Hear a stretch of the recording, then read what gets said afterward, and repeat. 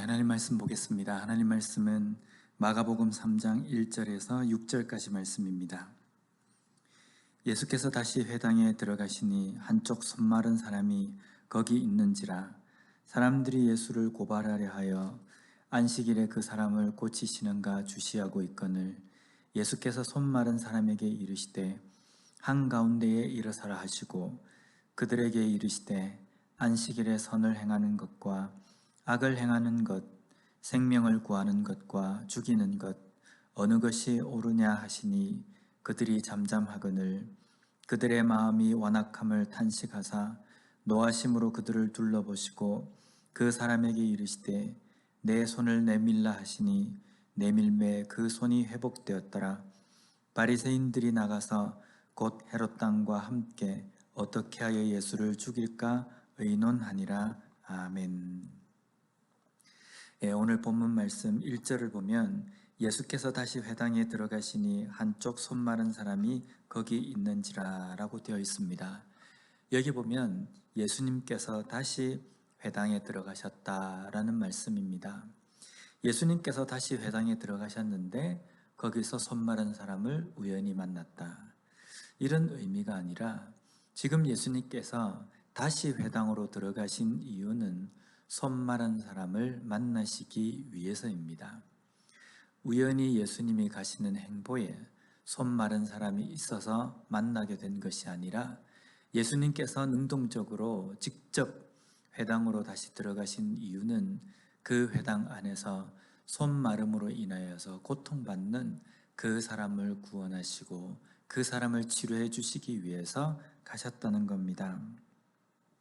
예수님께서 이 땅에 오신 이유는 대접받기 위해서, 대우받기 위해서 오신 것이 아니라 귀신 들린 자, 혈루병 걸린 사람, 귀신 들린 자, 또 중풍병에 걸려 있는 사람, 이런 사람들을 만나시기 위해서입니다.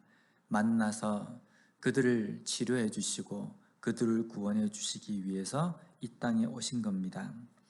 우리의 삶에서 예수님께서 오신 것은 부족하고 연약한 우리를 만나 주시기 위해서입니다. 만나서 우리의 죄를 깨닫게 하시고 그리고 그 죄의 문제를 해결해 주시고 그 죽음의 형벌에서부터 우리를 구원해 주시기 위해서 오신 것입니다. 여기에 손 마른 사람이라고 되어 있을 때 이 마르다라는 이 뜻은요, 직역을 하면 손이 시들었다라는 뜻입니다. 손이 식물이 시들듯이 시들어서 아무런 기능을 할 수 없는 그러한 상태라는 겁니다. 어떤 책에는 이 사람의 직업이 석공이었을 것이다 라고 이렇게 이야기하고 있습니다.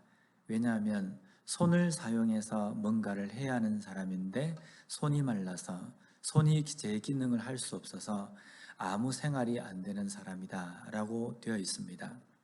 그래서 이 손 마른 사람은 예수님 앞에 섰을 때에 자기의 손이 낫는 것을 간절히 갈망했다라고 이렇게 이야기합니다.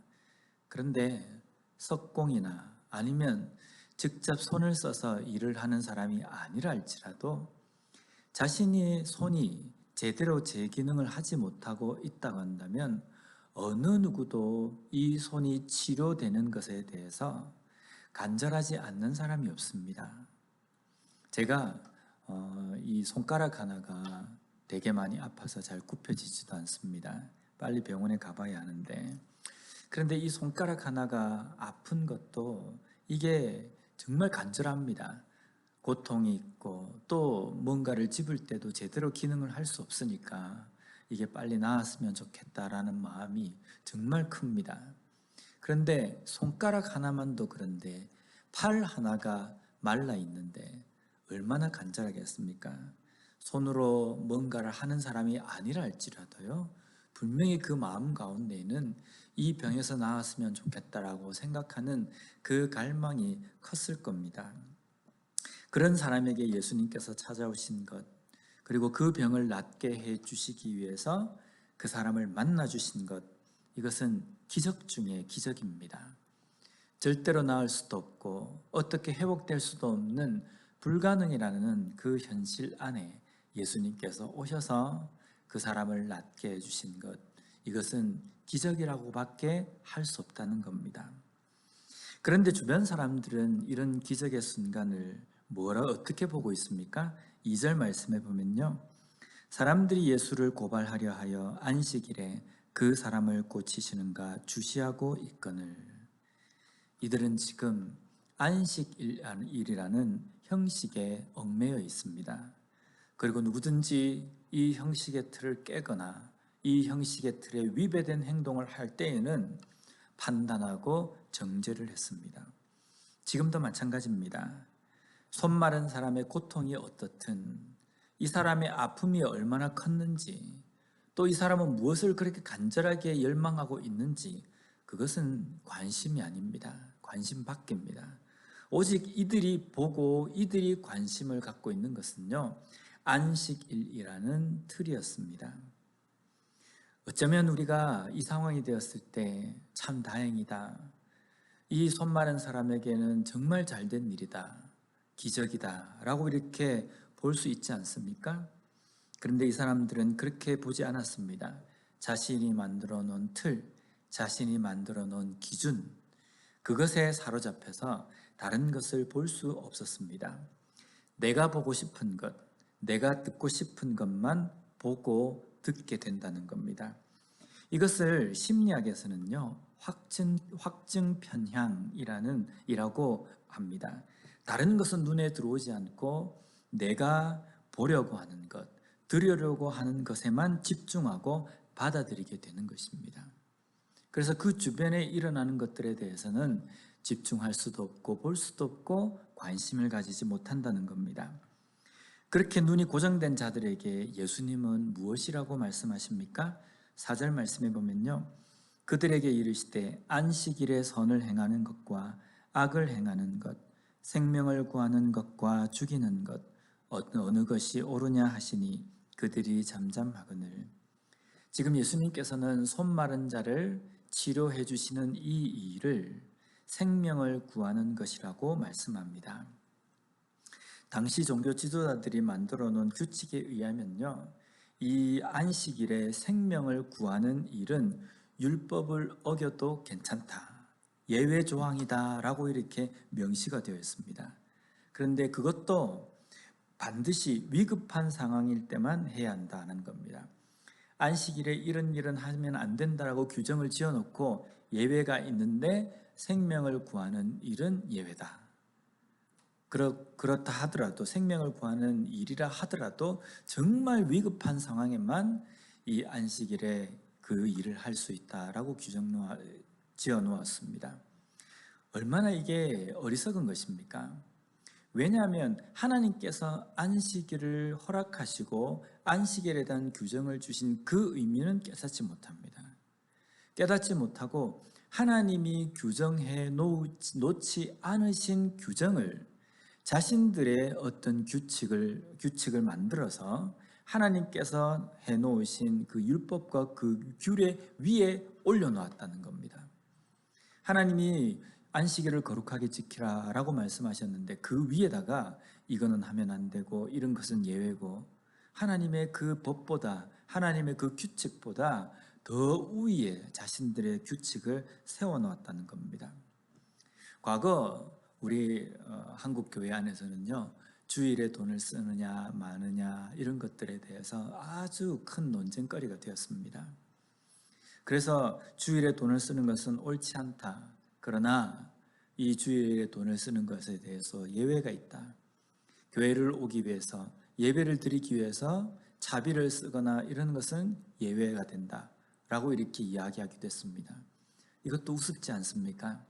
하나님께서 이 주일에 대해서 또 돈을 쓰는 것에 대해서 이런 규제나 아니면 이런 규칙을 우리에게 주신 적이 있습니까? 없음에도 불구하고 사람들이 만들어 놓은 그 규칙에 자신들을 옭아매고 다른 사람들을 옭아매는 그러한 모습을 보였다는 겁니다. 그래서 그 규칙대로 살지 않는 사람은 믿음이 좋지 못하다 그러면서 비판하고 정죄하는 모습이 우리 한국 교회에 있었다는 겁니다. 얼마나 이것은 어리석은 모습인지 모릅니다. 예수님은 그 자리에서 완전히 손이 말라서 있는 사람의 손을 깨끗하게 치료해 주십니다. 기적이 일어난 겁니다. 손 마른 자에게는 손이 다시금 치료되는 것은 이제 그 손을 가지고 정상적인 생활을 할 수 있기 때문에요. 이 사람에게, 당사자에게는 이 일은 기적 같은 일이며 새로운 삶을 얻게 된 그러한 일이라는 겁니다. 정말 기뻐하고 놀라야 될 그때에 바리새인들은 6절 말씀에 보면요, 바리새인들이 나가서 곧 헤롯 왕과 함께 어떻게 하여 예수를 죽일까 의논하니라. 남들은 모두 기뻐하고 즐거워하고 놀라고, 어떤 사람은 이 일을 행하신 하나님께 영광을 돌리는 그 즐거워하는 그 자리에서 이 바리새인들은요, 자신의 틀을 가지고 그걸 보기 때문에 남들은 다 기뻐할 수 있는 상황에서 기뻐하지 못했다는 겁니다. 남들은 모두 하나님의 영광을 볼 수 있는 그때에 이들은 그들의 눈에 보이는 것은 율법을 어긴 저 예수, 이것밖에 보이지 않았다는 겁니다. 오늘날 우리는 분명히 믿음으로 깨어 있어야 합니다. 사탄의 그 괴율과 사탄의 그 유혹에 빠지지 않기 위해서 우리는 깨어 있어야 합니다. 또 한 가지 깨어 있어야 되는 것은 하나님께서 주신 그 말씀 외에 내 고집과 내 주관과 내 판단에 얽매여서 하나님께서 주신 자유의 그 말씀, 그 복음을 온전히 누리지 못하고 그것으로 기뻐하지 못하는 삶을 그 기뻐하는 삶을 살지 못하는 그런 경우가 없도록 우리는 깨어 있어야 된다는 겁니다.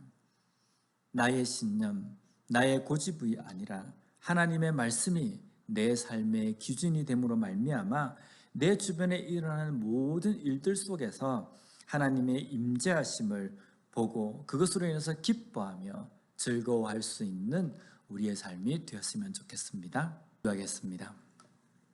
하나님 아버지, 감사합니다. 오늘 손 마른 자가 예수님을 만남으로 말미암아 깨끗하게 됨으로 인하여서 새로운 생명, 구원을 얻었던 것처럼 오늘 우리의 삶에서도 예수님께서 우리를 구원해 주심으로 인하여서 새로운 생명, 구원받은 백성으로 살게 된 그 은혜가 있음을 저희들이 다시 한번 깨닫고 감사하는 그러한 시간이 될 수 있도록 주님 도와주시옵소서.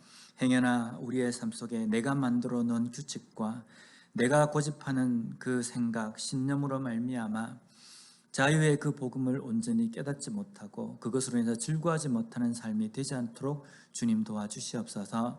내 주변의 모든 사람들을 바라볼 때에도 항상 열려있는 마음으로 하나님의 말씀이 기준된 삶으로 바라볼 수 있는 저희들이 되게 하여 주시고, 오늘 이 하루의 삶을 살아갈 때에도 하나님께서 주시는 그 말씀 안에서 자유하며 기뻐할 수 있는 삶이 될 수 있도록 주님 함께하여 주시옵소서. 예수님 이름으로 기도드립니다.